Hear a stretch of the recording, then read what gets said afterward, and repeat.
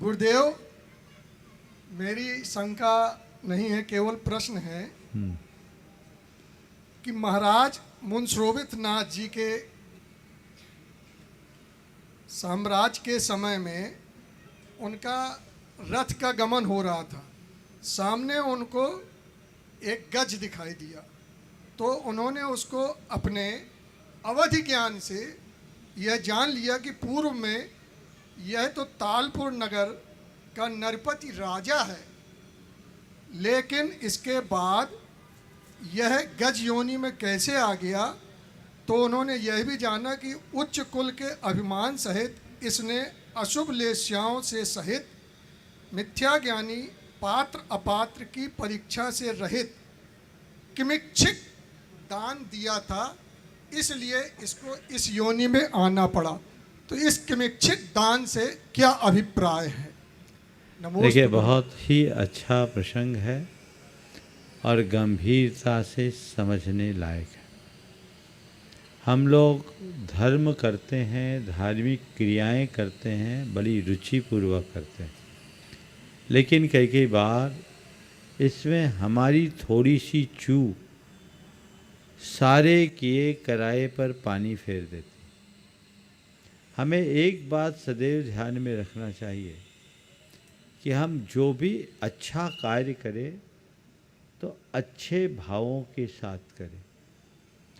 विशुद्धि के साथ किए गए शुभ कार्य का सही फल मिलता है, और विशुद्धि के अभाव में यदि कोई अच्छा कार्य करते हैं तो हमारे पुण्य में बट्टा लग जाता है।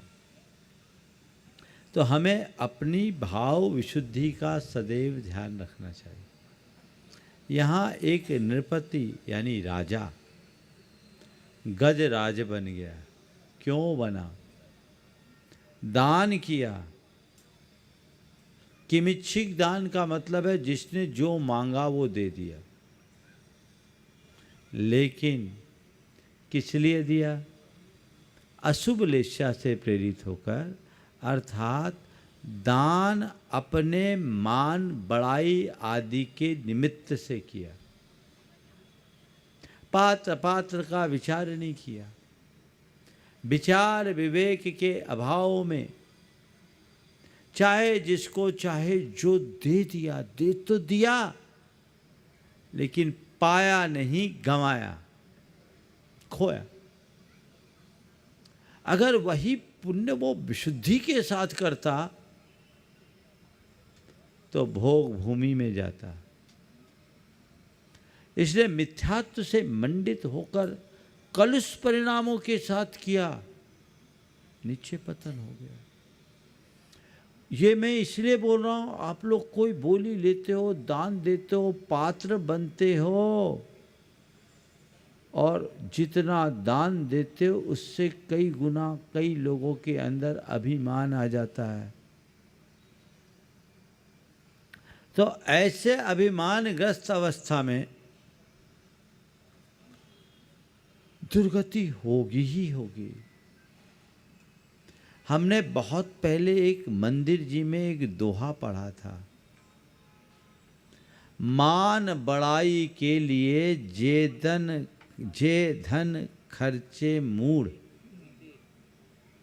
मान बड़ाई के लिए जे धन खर्चे मूढ़, मर के हाथी होए गो धरती लटके सूंड। मैंने मान यानी नाक। नाक के लिए धन खर्चा कर रहा है, नाक के लिए धर्म कर रहा है, तो लंबी नाक मिलेगी। तो लंबी नाक किसकी है? हाँ? तो कहने का आशय ये है कि इस विषय पर बहुत गहराई से विचार करना चाहिए। हमेशा दान देना अच्छी बात है, लेकिन कहाँ देना इसका भी विचार होना चाहिए।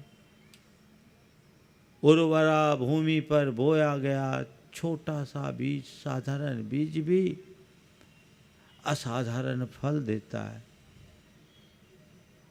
और वहीं ऊसर भूमि में बोया गया उत्तम बीज भी व्यर्थ हो जाता है।